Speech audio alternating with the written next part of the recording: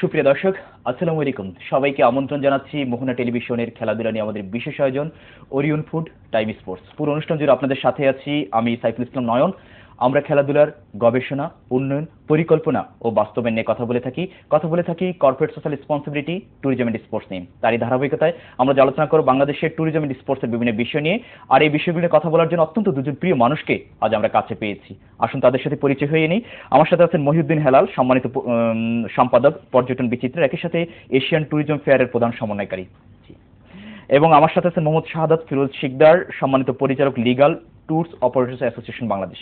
কেমন আছেন? ভালো আছি। আমি প্রথমেই যাব মহিউদ্দিন হেলাল ভাইয়ের কাছে, যে দীর্ঘদিন ধরে বাংলাদেশের পর্যটন নিয়ে কাজ করছেন। পর্যটন বিচিত্রা নামে একটি ম্যাগাজিনের আপনি সম্পাদক হিসেবে দায়িত্ব পালন করছেন এবং গত এশিয়া ট্যুরিজম ফেয়ারের আপনি প্রধান সমন্বয়কারী ছিলেন এবং সামনে যেটা আছে সেটার আপনি প্রধান কোঅর্ডিনেটর হিসেবে থাকছেন। তো বাংলাদেশের ট্যুরিজম সেক্টর নিয়ে আমাদেরকে যদি বলেন এবং আপনাদের এই এশিয়ান ট্যুরিজম ফেয়ারের আসলে লক্ষ্য এবং উদ্দেশ্যটা কি আসলে যদি একটু বলেন। ধন্যবাদ। এশিয়ান ট্যুরিজম ফেয়ার মূলত এশিয়ার দেশগুলোর মধ্যে পর্যটন শিল্পের এক সেতু বন্ধন করা, একই সাথে উন্নয়নশীল পর্যটন যে দেশগুলো আছে তার সাথে বাংলাদেশকে এগিয়ে নিয়ে যাওয়া। আচ্ছা, এটি হলো মূল উদ্দেশ্য।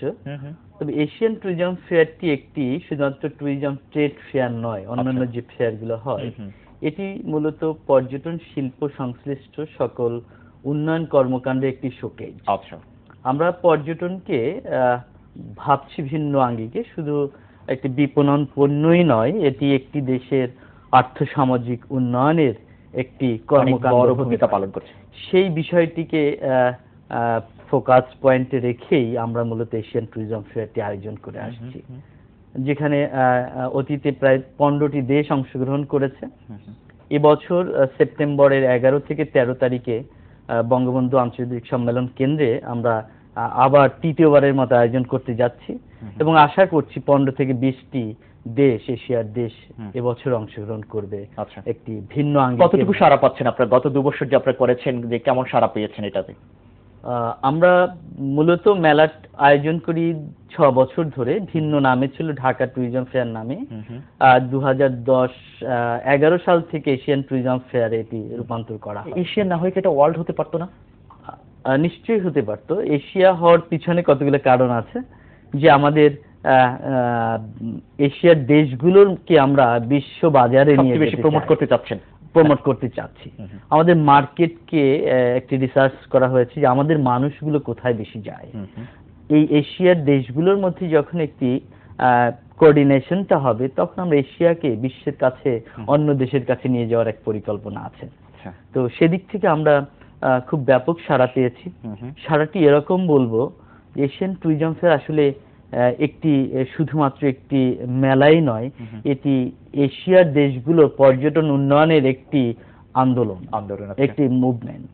এটি বিষয়টি অন্য দেশের কাছ থেকে আমরা এভাবে পেয়েছি, ট্রেন মিস হওয়ার মতো অবস্থা। কেউ যদি এশিয়ার কোনো দেশ এই মেলাটিতে গত বছরের অভিজ্ঞতায়, হয়তো আমাদের এখানে যারা প্রতিনিধি আছেন বিভিন্ন দেশকে রিপ্রেজেন্ট করছেন, তারা এই মেলাটিতে আসতে না পারলে মনে হচ্ছে সে যেন একটি মুভমেন্ট থেকে আলাদা হচ্ছেন। আচ্ছা, এরকম করে আমাদের মনে হয়েছে, আমরা ইন্সপায়ার্ড হয়েছি যখন বিভিন্ন দূতাবাস থেকে আমাদের কাছে উল্টোভাবে বলছে হাউ উই ক্যান পার্টিসিপেট। আচ্ছা, so it's a movement of Asian country. আচ্ছা, তো সেক্ষেত্রে আমরা খুব ইন্সপায়ার্ড। আমরা এশিয়ান ট্যুরিজম নিয়ে আরো কথা শুনবো। আমি একটু শাহাদাত ফিরোজ শিকদারের কাছে যাচ্ছি। ফিরোজ ভাই দীর্ঘদিন ধরে ট্যুরিজম নিয়ে কাজ করছেন, যেটা বলছে যে এশিয়ান ট্যুরিজম ফেয়ার করছে আর কি, সেটা তো হচ্ছে যে বাংলাদেশে কিন্তু অনেক টুরিস্ট কিন্তু আউট অফ কান্ট্রিতে চলে যাচ্ছে কিন্তু প্রতি বছর, আমাদের এখানে ইনফ্রাস্ট্রাকচার অনেক সমস্যার কারণে আর কি। এগুলোকে ডেভেলপমেন্ট করে আমরা কিভাবে টুরিস্টদেরকে দেশে ধরে রাখতে পারি, আপনি কি মনে করছেন? ধন্যবাদ। বাংলাদেশ একটা ট্যুরিজম সম্ভাবনার দেশ, নিঃসন্দেহে। It's a green country. Right. আমি অনেক দেশ ঘুরেছি, গ্রিন কিন্তু সৃষ্টি করা যায় না। আচ্ছা, এটা ন্যাচারাল, গড গিফটেড আমাদের একটা অ্যাসেট। এই জিনিসটা আমাদের কিন্তু সেল করা উচিত। আচ্ছা, এটা সেল করতে পয়সা লাগবে না আমাদের দেশে। ন্যাচারাল এই সেলটা করার জন্য যেই পয়েন্টে যাওয়া দরকার, সেখানে যাওয়ার জন্য শুধু ইনফ্রাস্ট্রাকচার দরকার, আর কিছু দরকার নেই আমাদের। আমাদের ট্যুরিজম যারা আমরা ডেভেলপ করি, তাদের জন্য শুধু ইনফ্রাস্ট্রাকচার গভর্নমেন্ট তৈরি করে দেখ, সেল আমরা করবো কান্ট্রিকে। আচ্ছা, we develop our country our self. শুধু গভর্নমেন্টের কাছ থেকে আমাদের চাওয়া ইনফ্রাস্ট্রাকচার, দ্যাটস ইট। আচ্ছা আচ্ছা, তো এটা কি আপনাকে গভর্নমেন্টকে কোনো প্রস্তাব দিয়েছেন যে আপনি এখানে ইনভেস্ট করেন, সেটা আমরা লভ্যাংশ বের করে দেবো, বা এই সেক্টরে যদি আমরা ডেভেলপমেন্ট করতে পারি তাহলে আমাদের দেশের যেটা হচ্ছে রেমিটেন্স অনেক বেড়ে যাবে? এটা নিয়ে কি সরকারের সাথে আপনাদের কোনো আলোচনা হয়েছে, বা সরকারকে আপনার কোনো প্রপোজাল দিয়েছেন কিনা? এই ব্যাপারে এফবিসিআই তে অনেকগুলো মিটিং হয়েছে। আমরা জানি যে সাম্প্রতিক আপনাদের একটা মিটিং হয়েছে এবং মিনিস্টারের সাথে আমাদের অনেকবার কথা হয়েছে। আচ্ছা, আমরা শুধু বলতে চাচ্ছি একটা জিনিস, পাবলিক সেক্টরে যেভাবে ডেভেলপ হচ্ছে গভর্নমেন্ট কিন্তু সেইভাবে ডেভেলপ করছে না ট্যুরিজম সেক্টরকে। কেন? আমি এটা বুঝতে পারছি না। আমরা তাদের পাবলিক সেক্টর যেভাবে ডেভেলপ করছে আমরা পারছি না। হ্যাঁ, গভর্নমেন্ট পারছে না।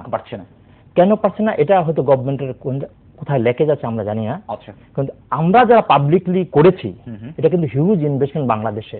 গার্মেন্টস যেভাবে ইনভেস্টমেন্ট করেছে বাংলাদেশে, তারা যেভাবে ফরেন কাজ আনতেছে এবং ম্যানপাওয়ার যেভাবে ফরেন কাজ আনতেছে, ট্যুরিজম কিন্তু এইভাবে একটা সম্ভাবনার একটা সেক্টর। কিন্তু মানে এখন মানে জাস্ট অন দ্য ওয়েতে আছে, আমরা ইমপ্লিমেন্টেশন করতে পারিনি ভালোভাবে। গভর্নমেন্ট যদি এটাকে ইন্ডাস্ট্রি সেক্টর ডিক্লেয়ার করে আমাদেরকে ব্যাংকিং সুবিধা দিত, তাহলে গার্মেন্টস মনে হয় আমরা সবচেয়ে বেশি ইনভেস্ট ফরেন কারেন্সি আনতে পারতাম। সরকার তো অনেকগুলো জিনিসই কিন্তু ইন্ডাস্ট্রি ঘোষণা করেছে, আপনি চাচ্ছেন তার সাথে ট্যুরিজম সেক্টর ইন্ডাস্ট্রি এবং ইন্ডাস্ট্রি ফ্যাসিলিটি দিতে হবে, শুধু ডিক্লেয়ার করলেই হবে না। আচ্ছা, সেখানে কি কি ফ্যাসিলিটি হতে পারে? সবচেয়ে ইম্পর্টেন্ট আমাদের প্রবলেম হচ্ছে ব্যাংকিং ফ্যাসিলিটি।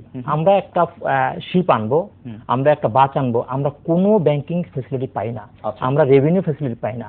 যেটা মানে যেহেতু আমরা ফরেন কাজে আনতেছি, আমাদের অবশ্যই পাওয়া উচিত ছিল, রেভিনিউ রিবেট পাওয়া উচিত ছিল, আমরা কিন্তু সেটা পাচ্ছি না। হ্যাঁ, গভর্নমেন্ট কিছু অংশ করেছে, স্পোর্টস আইটেমের উপর অনেকগুলো করেছে, কিন্তু যেটা আমাদের মেইন দরকার বাংলাদেশে ভেহিকেল একটা ইম্পর্টেন্ট জিনিস। আচ্ছা, তারপর শিপিং, যেটা সি বোট, এবং এই বোটগুলো আমাদের খুব ইম্পর্টেন্ট। কিন্তু সুন্দরবনে যাচ্ছে শিপ দরকার, কিন্তু ভালো ফ্যাসিলিটি দরকার, সেখানে কিন্তু আমরা ফ্যাসিলিটি পাচ্ছি না। আচ্ছা, বাস একটা খুবই জরুরি জিনিস বাংলাদেশে। আপনি দেখেছেন লাস্ট এই যে আইসিসি আমাদের যে ঘটনাটা ঘটেছে, আইসিসি কি টি-20 কথা বলছেন আপনি? হ্যাঁ, বাসের কি করুণ অবস্থা ছিল। যেটা ডেভেলপ করা উচিত ছিল ট্যুরিজম কোম্পানিগুলোতে, সেখানে হয়ে গেছে বাস কোম্পানিগুলো ভাড়া করে বাস দিয়ে এগুলো ডেভেলপমেন্ট করেছে। আচ্ছা, এটা কিন্তু আমাদের চোখে লেগেছে অনেক কিছু। তা আমরা চাচ্ছি যে গভর্নমেন্ট ট্যুরিজম কোম্পানিগুলোদেরকে একটু ফেসিলিটেট করুক। আমরা সম্পূর্ণ চাচ্ছি না, কিছুটা আমাদের সাহায্য আসুক আগে। আমরা কিন্তু এই সেক্টরে গার্মেন্টস যেভাবে আনতেছে, ম্যানপাওয়ার যেভাবে আনতেছে, আমরাও কিন্তু এটাকে অনেক অনেক আগায় নিতে পারবো দেশটাকে। টার্কি যেমন চলতেছে এই ইনভেস্টমেন্টের উপরে, তারপরে বিভিন্ন দেশ এই শুধু ট্যুরিজমের বেঁচে আছে, কেন বাংলাদেশ নয়? শাহাদাত ফিরোজ, যেটা হচ্ছে যে আমরা জানি যে আপনি গ্রিন ট্যুরিজম নিয়ে কাজ করছেন, গ্রিন ট্যুরিজম বাংলাদেশে আসলে ইমপ্লিমেন্টেশন করা সম্ভব কিনা আসলে আমি জানি না। তারপর আপনি কিভাবে কাজ করছেন সেই বিষয়গুলো নিয়ে আমরা শুনবো, কিন্তু তার আগে ছোট্ট একটা বিরতিতে যাব। সুপ্রিয় দর্শক, আমরা যাচ্ছি ওরিয়েন্ট ফুড টাইম স্পোর্টসের ছোট্ট একটা বিরতিতে। আশা করছি আমাদের সাথেই থাকবেন। অত্যন্ত দুজন প্রিয় মানুষ আমাদের সাথে আছেন।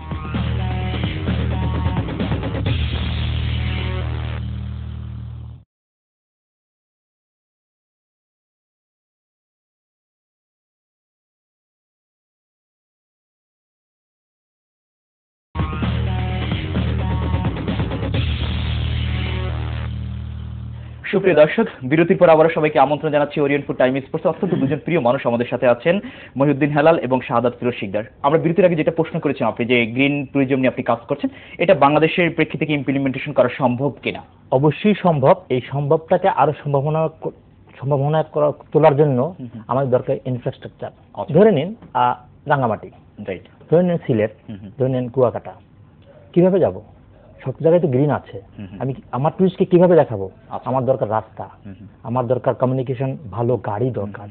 দুটো জিনিস যদি আমাকে গভর্নমেন্ট ভাই, আমি তার সূত্র ধরে বলতে পারি যে আমি কিছুদিন আগে কুয়াকাটাতে গিয়েছিলাম, সেখানে আমার 24 ঘন্টা লেগেছিল কুয়াকাটা যেতে আর কি। এই কথাটাই আমি বলতে চাচ্ছি আপনাদেরকে, কুয়াকাটা যেতে যদি আমার 24 ঘন্টা লাগে সানরাইজ সানসেট এবং আপনার পাথরচরের সেই সৌন্দর্য দেখানোর জন্য, তাহলে আমরা টুরিস্টকে কিভাবে এই জিনিসটা সেল করবো বলুন তো? আচ্ছা আচ্ছা, এই জন্য আমি বারবার বলছি, এই আমার গ্রিনকে সেল করার জন্য আমাকে শুধু রাস্তা দিন, ভালো ট্রান্সপোর্ট দিন, that's it for Bangladesh. Mohiuddin Helal, আসলে আপনি দীর্ঘদিন ধরে কাজ করছেন বাংলাদেশের ট্যুরিজম সেক্টর নিয়ে। কতটা দেশ থেকে সাধারণত আমাদের দেশে, আপনি পরিসংখ্যান যদি একটু আমাদেরকে বলেন, কতটা দেশ থেকে সাধারণত আমাদের দেশের টুরিস্টরা সাধারণত এসে থাকে আর কি? এই প্রশ্নটির উত্তরে আগে আমি একটু সাপ্লিমেন্ট করতে চাই, যিনি আমাদের ফিরোজ ভাই বলেছেন, সেটি হলো যে আমাদের দেশে পর্যটন উন্নয়নের জন্য political commitment is very important. আচ্ছা, যতদিন পর্যন্ত পলিটিক্যাল কমিটমেন্ট না হবে ততদিন পর্যন্ত একটি দেশে পর্যটন শিল্প উন্নয়ন করা খুব ডিফিকাল্ট। আপনি যদি আমাকে স্পেসিফিকলি একটু বলেন। আপনি যদি উদাহরণ দেখেন যে দেশগুলো পর্যটন শিল্পে একটি ডেভেলপমেন্ট করছে, দৃষ্টান্তমূলক জায়গায় গিয়েছেন, সেই দেশগুলোর পর্যটন মন্ত্রণালয়টি ওই দেশের প্রধান যিনি প্রধানমন্ত্রী তার হাতেই ছিলেন বিগত সময়। কারণটি হলো যে পর্যটন শিল্প একটি মাত্র মন্ত্রণালয় নয়, এটির সাথে লিঙ্কেজ অনেকগুলো মিনিস্ট্রি। আপনি কুয়াকাটার একটা ডেভেলপমেন্ট করবেন, এটা roads and highway is important, শুধু পর্যটন মন্ত্রণালয় পারবে না। তো এইভাবে পাওয়ার ডেভেলপমেন্টস একটা ইম্পর্টেন্ট। তো একটি দেশের সামগ্রিক পর্যটন উন্নয়নের জন্য দরকার হলো যিনি প্রধান তার একটি সুদৃষ্টি। আচ্ছা, সেটি যদি হয় তাহলেই ওই দেশ পর্যটন শিল্পে এগিয়ে যাবে। সরকার তো বারবার কথা দিচ্ছে যে এবং মানে যে পর্যটন সেক্টরকে আপনার বেশ ডেভেলপমেন্ট করা হবে এবং তারা যতটুকু ফ্যাসিলিটি দরকার সেটুকু তাদের দেবে। আপনি কি মনে করছেন সেখানে সরকারের সহযোগিতার কোনো অভাব আছে? না, এখানে দুটো বিষয়, একটি হলো যে সহযোগিতার অভাব বলছি না, সহযোগিতাটা আন্তরিক হওয়া দরকার। ও আচ্ছা আচ্ছা, সহযোগিতাটা আন্তরিক হওয়া দরকার। একই সাথে এটির একটি আসলে আমি আন্তরিক, কিন্তু আমি বিষয়টি আমার কাছে এক্সপার্টাইজ নাই। আচ্ছা, আমি সেই এক্সপার্টাইজ না থাকলে আমার আন্তরিকতা হবে না। সেক্ষেত্রে কি করতে হবে, এক্সপার্টাইজকে ইনভলভ করতে হবে, তাহলেই সম্ভব। আরেকটি বিষয় যেটি হলো আরএনজি সেক্টরের কথা বলা হয়েছে। আরএনজি সেক্টর আমাদেরকে অনেক রেভিনিউ দিচ্ছে, আমরা অনেক টাকা আর্ন করছি, কিন্তু পর্যটন শিল্পটি আর আরএনজি দুটোর একটি বিশ্লেষণ ইজ খুব ইম্পর্টেন্ট। আমাদের দেশে আরএনজির ক্ষেত্রে কি হচ্ছে, বিদেশ থেকে আমাদের হয়তো কাপড় আসছে, গার্মেন্টস আসছে, সেটা এখানে তৈরি হচ্ছে, আমরা শুধু শ্রমটা বিক্রি করে যে টাকাটা পাচ্ছি সেটা আমাদের লেবার মার্কেট থেকে কিছু দিচ্ছি, কিছু আমাদের দেশের ইনকাম হচ্ছে, সেটা আমাদের দেশের ইকোনমিক গ্রোথ হচ্ছে। পর্যটন শিল্পে একজন পর্যটক যখন একটি দেশে আসেন, সে যখন ধরেন $5,000 স্পেন্ড করবে উনি কক্সবাজার সারা দেশ ঘুরে, ওই ভদ্রলোকটি কিন্তু কিছু নিয়ে যাচ্ছেন না, ওনার স্মৃতিটুকু ছাড়া, ছবি ছাড়া। তার মানে উনি $5,000 যদি আমাদের দেশে স্পেন্ড করেন, টোটালটি আমার ইকোনমিকে সাপোর্ট করছে।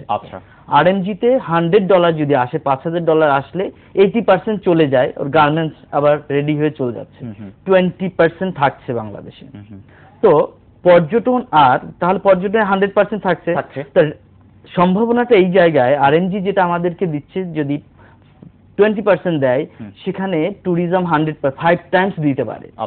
এই বিষয়টি যদি অনুধাবন করেন তাহলে পর্যটন শিল্পকে কতটা প্রায়োরিটি দিতে হবে, আমাদের রাষ্ট্রপ্রধান কিভাবে দেখবেন এবং এটাকে কত দ্রুত আমরা ইন্টারন্যাশনাল মার্কেটে নিয়ে যেতে পারি, তাহলে আমাদের গ্রথটা হবে। আমি জানি যে আপনি পর্যটন বিচিত্রা নামে একটি পত্রিকার সম্পাদক হিসেবে দায়িত্ব পালন করছেন, যেটা হচ্ছে অনেক টুরিস্ট কিন্তু সেখান থেকে অনেক ইনফরমেশন পেয়ে থাকে, কিন্তু বাহিরের যখন টুরিস্টরা এখানে বাংলাদেশে আসে তারা কিন্তু ইংলিশ ভার্সনে কিন্তু কোনো কিছু কিন্তু পাচ্ছে না, তাহলে তারা কিভাবে জানবে আমাদের সম্পর্কে? এটা নিয়ে কি আপনাদের কোনো পরিকল্পনা আছে কিনা আমাদের একটু বলে। মূলত পর্যটন বিচিত্রার যে যাত্রাটি শুরু হয়েছিল সেটি 2005 সালে। আমি স্পেসিফিকলি একটু জানতে চাচ্ছি আপনারা মানে আমরা যাত্রাটা শুরু করছি যেখান থেকে, মানে আমরা জাস্ট কি করছেন আর কি, এবং ইংলিশ ভার্সনে দিয়ে যে যারা টুরিস্ট আসছে বাহিরের তাদের জন্য কি ফ্যাসিলিটি করবেন কিনা এটা জানতে চাচ্ছিলাম স্পেসিফিকলি। আমরা পর্যটন বিচিত্রাটি এখনো এটা আভ্যন্তরীণ পর্যটন উন্নয়নের একটি মাধ্যম হিসেবে কাজ করছে।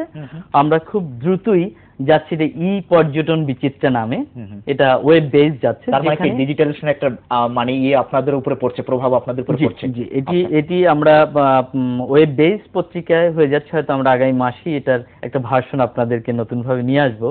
একই সাথে ওখানে ইংলিশে মেসেজগুলো থাকবে, অ্যাটলিস্ট ইনফরমেশন গুলো যিনি বিদেশি পর্যটকদের জন্য বেসিক যে ইনফরমেশন গুলো দরকার সেগুলো থাকবে। ধরনের একটা পরিকল্পনা আমাদের চলছে। শাহাদাত ফিরোজের কাছে যাচ্ছি, যে শাহাদাত ফিরোজ যেটা হচ্ছে যে আসলে ট্যুরিজম এন্ড স্পোর্টস অঙ্গাঙ্গিভাবে জড়িত, কিন্তু যেটা হচ্ছে যে বাংলাদেশ সরকার কিন্তু অলরেডি একটা উদ্যোগ নিয়েছে যে স্পোর্টসকে বাংলাদেশে একটা পার্ট হিসেবে পাঠ্য বইয়ের আওতায় নিয়ে আসার জন্য স্পোর্টস। সেক্ষেত্রে আমরা এই ট্যুরিজমটাকে আনতে পারি কিনা, আপনার কি মতামত? দীর্ঘদিন ধরে ট্যুরিজম সেক্টর নিয়ে গবেষণা করছেন, উন্নয়নের জন্য কাজ করছেন, আপনি কি মনে করেন এটা? আমরা কিছুদিন আগে এইটা নিয়ে মন্ত্রীর সাথে কথা বলেছিলাম, ট্যুরিজম এন্ড স্পোর্টস নিয়ে। একটা জিনিস হচ্ছে যে ট্যুরিজম, ছেলেরা যদি ট্যুরিজম ছোটবেলা থেকে না জানে, তা স্পোর্ট জানলো কিন্তু ট্যুরিজম সময় জানলো না, তাহলে কিভাবে এটা প্রোডাক্ট হবে? আরেকটি বিষয় হচ্ছে আমরা যতটুকু জেনেছি আর কি যে আপনি কমিউনিটি ট্যুরিজম নিয়ে কাজ করছেন, আসলে এটা কিভাবে আমাদেরকে একটু বলেন যে মানে আপনার ভিউয়ার্সদের উদ্দেশ্যে আর কি আপনার। ধন্যবাদ। মূলত আমরা অনেক জায়গায় অনেক সেশনে কথা বলতে গেলেই আমরা শুনে থাকি যে পর্যটন প্রোডাক্টগুলো দৃশ্যমান নয় অনেক সময়, এবং পর্যটন বলতেই কক্সবাজার, কুয়াকাটা, অন্যান্য সুন্দরবন এভাবে মনে হয়। কিন্তু বাংলাদেশ ইটসেলফ এ প্রোডাক্ট। আমাদের প্রতিটি কৃষ্টি কালচার এবং আমাদের ঐতিহ্যগত যে বিষয়গুলো আছে এই সবগুলোকে যে সমন্বয় করে যে পর্যটন, সেখানে কমিউনিটি যদি বেনিফিট পায় সেইগুলো একটি পর্যটন পণ্য হিসাবে গড়ে উঠতে পারে। আপনার উদাহরণস্বরূপ যদি বলি, আমাদের আজকে এই মিরপুরের যে আমাদের জামদানি পল্লী বা মিরপুরে আমাদের আছে বেনারসি পল্লী, এটি একটি পর্যটন পণ্য হতে পারে। বেনারসিটি হয়তো দোকানে কেনা যায়, কিন্তু যদি how to prepare the Benarasi, এই দ্য টোটাল প্রসেসটা মানুষ দেখতে আসবেন। তো এভাবে কমিউনিটি ট্যুরিজমটি হলো এই ধরনের একটি পর্যটন যেখানে কমিউনিটিকে ইনভলভ করে তাদের লাইফ স্টাইলকে এবং তাদের অ্যাক্টিভিটিকে আমরা যখন প্রোডাক্ট করতে পারি, তখন এভাবে যদি আপনি চিন্তা করেন বাংলাদেশের আমাদের কৃষ্টি কালচার যেগুলো আছে সেগুলো সংরক্ষিত হবে। আমাদের অনেক ধরনের কর্মকাণ্ড আছে, জীবিকা আছে যেগুলোকে আমরা এখন হারিয়ে যাচ্ছে, সেগুলোকে সংরক্ষণ করা সম্ভব। এভাবে কমিউনিটিকে সংরক্ষণের একটা উদ্যোগই হলো কমিউনিটি ট্যুরিজম, যেটার মধ্যে থেকে আমাদের রুট লেভেলকে ডেভেলপ করা সম্ভব। আমি সাইফুল ইসলাম নয়ন এখানে বিদায় নিচ্ছি। ভালো থাকবে সবাই।